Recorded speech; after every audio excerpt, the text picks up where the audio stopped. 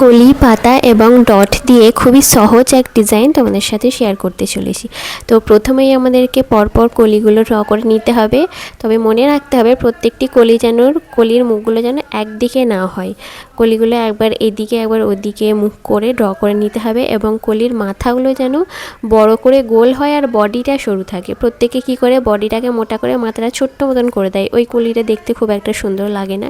তো ফার্স্টে কলি হয়ে গেলে যেটুকু গ্যাপ আমরা দেখতে পাবো ওই গ্যাপগুলোতে পাতা অ্যাড করে দেব এবং পাতা অ্যাড করার পরেও ছোট ছোট যেখানে গ্যাপ রয়ে যাবে সেখানটায় গোল গোল করে আমরা ছোট ছোট ডট দিয়ে দেব। এরপর আমরা ভরবো।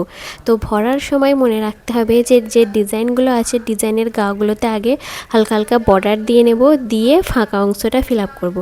কারণ আমরা যদি ডাইরেক্ট ভরাট করি তাহলে ডিজাইনের ওপর মেহেন্দিটা চেপে যেতে পারে, সেটা রিস্ক আছে। আগে ধরে ধরে পাতা হোক কলি হোক ওকে বর্ডার দিয়ে দিয়ে তারপর আমরা ফাঁকা অংশটা ফিল আপ করে দেবো। দেখো ডিজাইন আমার কমপ্লিট হয়ে গেছে। তো অবশ্যই জানিও কেমন লেগেছে তোমাদের এবং পরবর্তী ভিডিও দেখার জন্য আমাকে ফলো করতে থেকো।